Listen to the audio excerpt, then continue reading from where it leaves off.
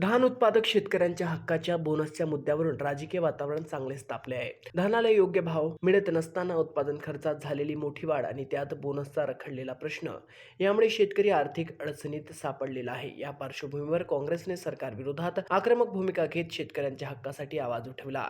शेतकऱ्यांचा घामातून पिकवलेल्या धानाचा योग्य मोबदला मिळावा यासाठी शासनाने जाहीर केलेल्या योजनांची प्रभावी अंमलबजावणी का होत नाही? धान बोनसचा प्रश्न नेमका कुठे अडकला आहे आणि शेतकऱ्यांना त्यांच्या हक्काची रक्कम मिळणार तरी कधी, असे सवाल उपस्थित करत काँग्रेस पदाधिकाऱ्यांनी सरकारला धारेवर धरले आहे. शेतकरी वर्षभर मेहनत करून धानाचे उत्पादन घेतो, मात्र बियाणे, खते, औषधे, मजुरी, सिंचन यंत्रसामग्री आणि वाहतूक या सर्वच बाबींवरील खर्चात मोठी वाढ झाली आहे. उत्पादन खर्च वाढत असताना अपेक्षित उत्पन्न मिळत नसल्याने शेतकऱ्यांच्या आर्थिक अडचणी वाढत आहेत. अशा परिस्थितीत बोनसची रक्कम वेळेत मिळणे ही शेतकऱ्यांची गरज आहे.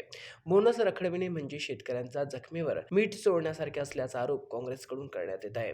काँग्रेस कार्यकर्त्यांनी सरकारकडे केवळ आश्वासने न देता धान बोनसची रक्कम तातडीने शेतकऱ्यांच्या खात्यात जमा करण्याची मागणी केली आहे. निवडणुकीच्या काळात शेतकऱ्यांच्या प्रश्नावर मोठमोठे आश्वासने दिली जातात, मात्र प्रत्यक्षात आपल्या हक्काच्या पैशासाठी शेतकऱ्यांना आंदोलन करावे लागते, ही गंभीर बाब असल्याचं काँग्रेस नेत्यांनी म्हटलं आहे.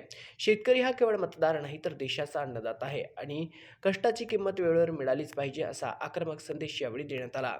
धान बोनसचा प्रश्न तातडीने मार्गी न लागल्यास आंदोलन आणखी तीव्र करण्याचा इशारा काँग्रेसकडून देण्यात आला आहे. महाराष्ट्र T24 करिता गौरी गणेश बोरकर, नागपूर.